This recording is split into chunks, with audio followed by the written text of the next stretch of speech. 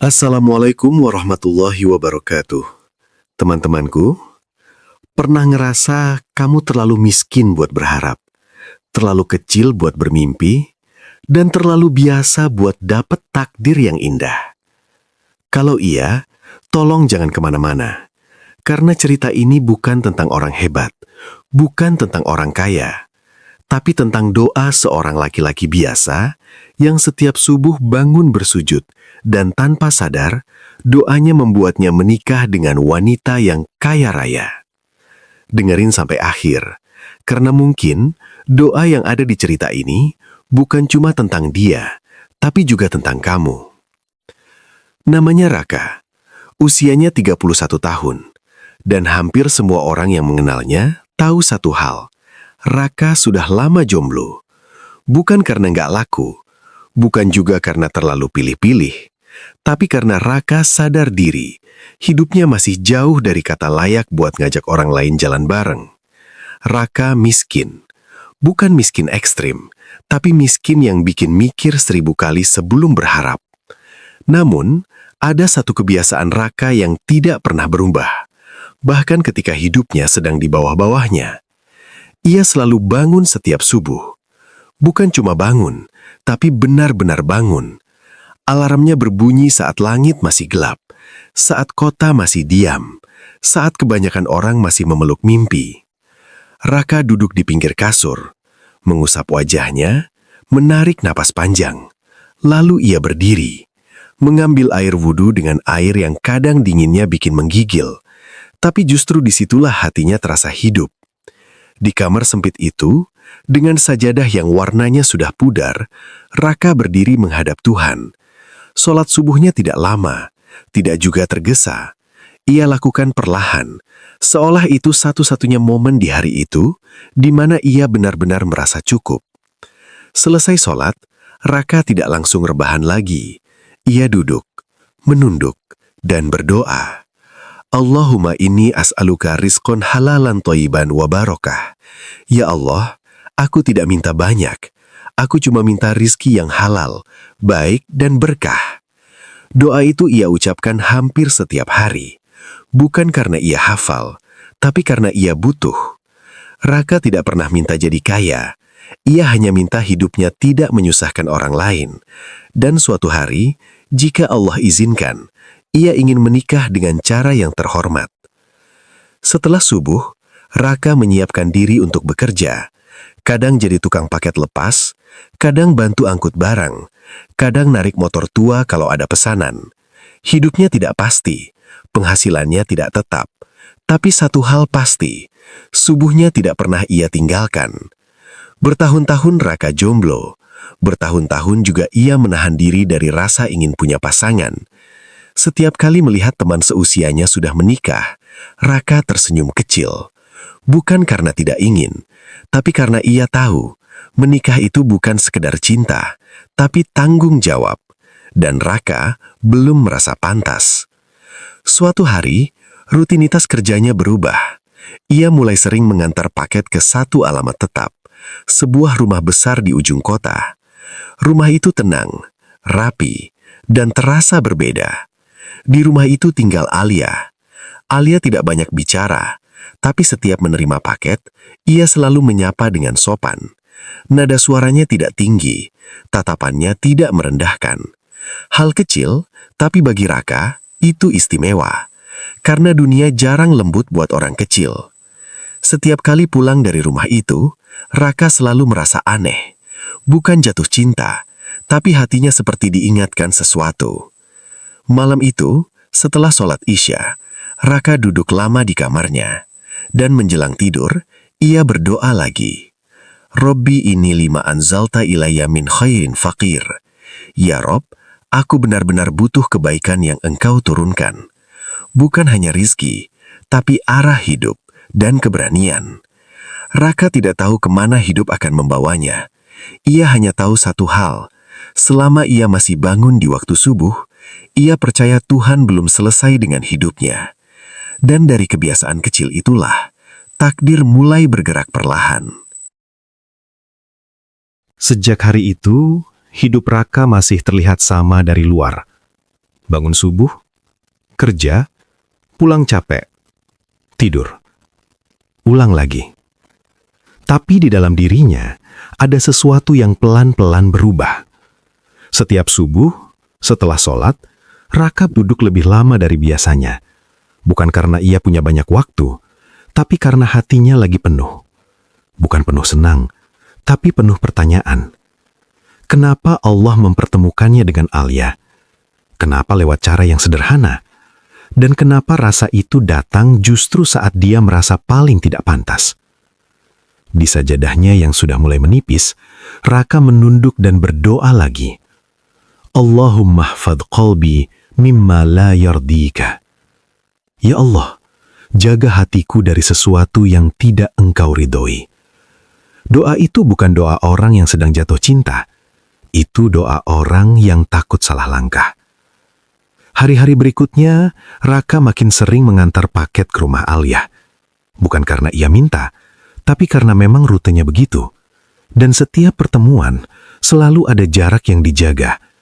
Alia tidak pernah menggoda. Raka juga tidak pernah berani mendekat. Tapi keduanya sama-sama tahu, ada rasa yang tumbuh diam-diam.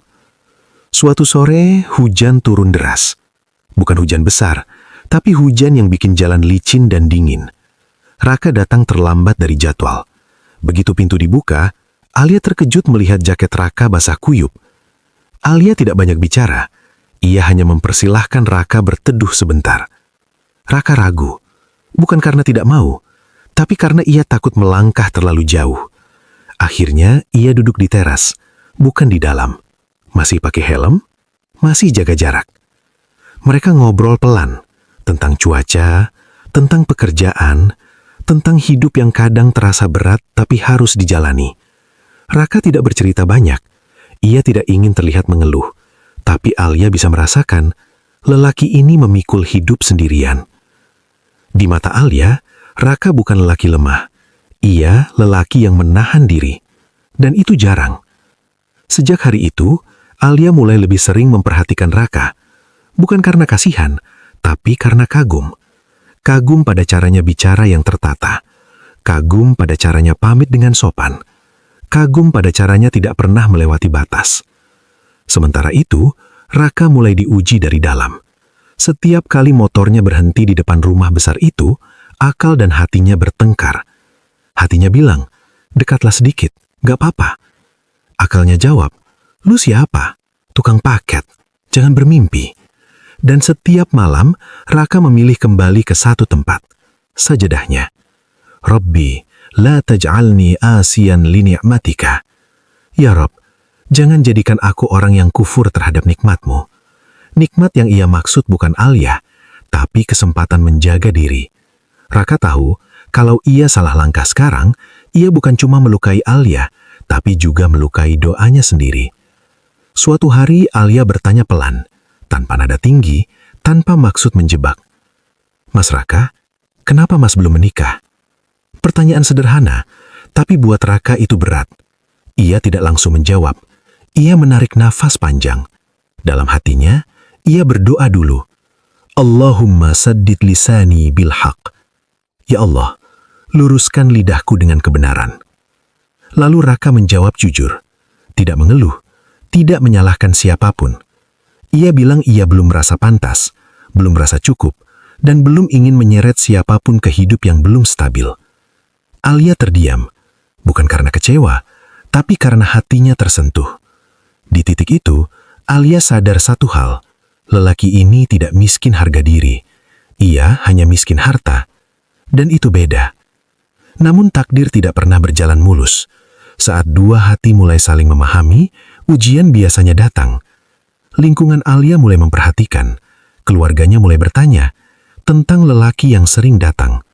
Komentar mulai muncul, nada merendahkan mulai terdengar. Kurir? Pekerja lepas? Yakin? Alia tidak membela, tapi juga tidak membenarkan. Sementara Raka sudah lebih dulu tahu, ia melihat tatapan orang-orang, ia dengar bisikan, dan hatinya kembali diuji. Malam itu Raka bangun lebih awal dari biasanya. Subuhnya terasa berat.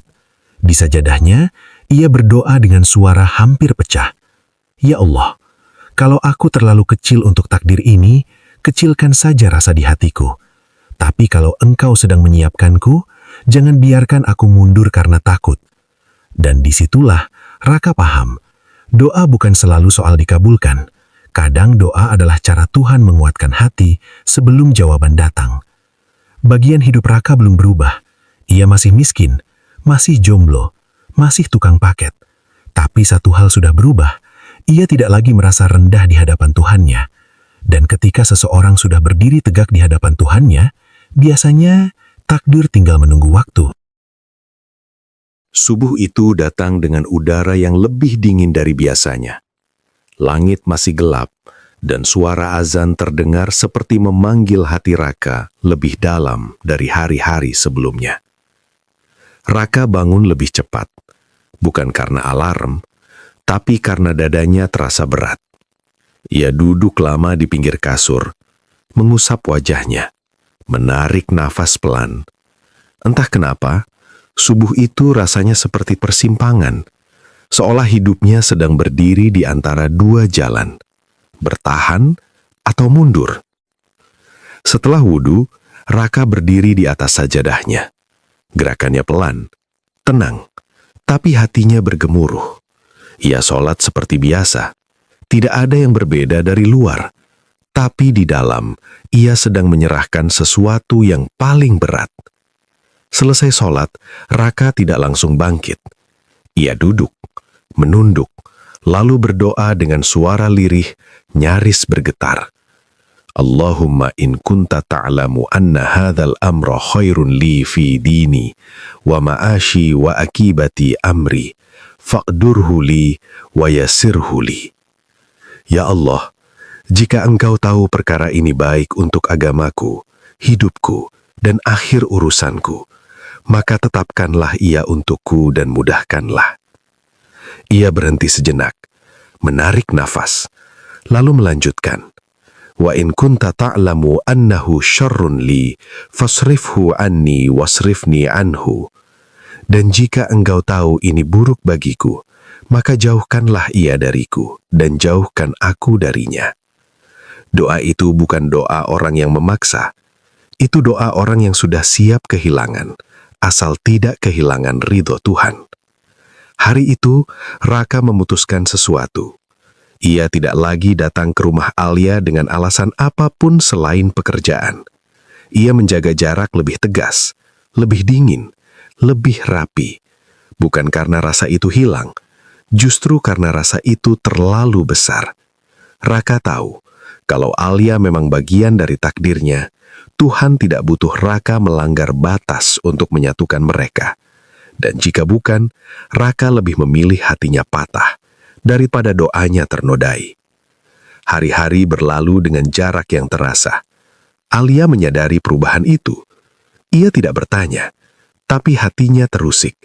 Bukan karena ditinggalkan, tapi karena ia tahu lelaki itu sedang berjuang sendirian. Di sisi lain, tekanan dari keluarga Alia semakin besar. Nama Raka disebut-sebut, statusnya dibahas, hidupnya dibandingkan, dan untuk pertama kalinya, Alia merasa lelah. Bukan lelah mempertahankan perasaan, tapi lelah melihat dunia menilai manusia dari angka. Suatu malam, Alia menangis sendirian. Ia berdoa, bukan meminta jawaban cepat, tapi meminta ketenangan. Dan di subuh yang sama, dua manusia yang sedang saling memendam itu berdoa pada Tuhan yang sama.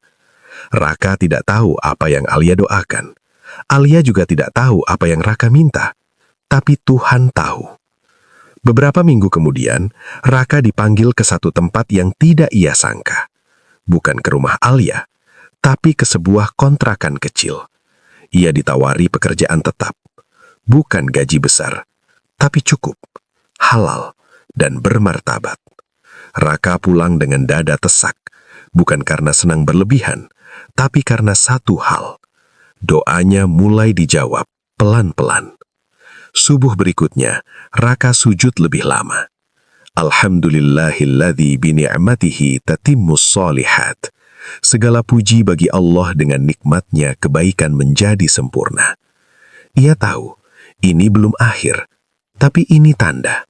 Dan tanda terbesar datang bukan dari hidup Raka, melainkan dari keputusan Alia. Alia datang, bukan dengan mobil mewah, bukan dengan pakaian mencolok. Ia datang dengan langkah tenang dan mata yang mantap. Ia menemui Raka. Tidak lama, tidak dramatis. Alia hanya berkata satu hal dengan suara yang tidak bergetar. Aku tidak memilih kamu karena kamu miskin atau kaya. Aku memilih kamu karena aku melihat caramu bangun setiap subuh.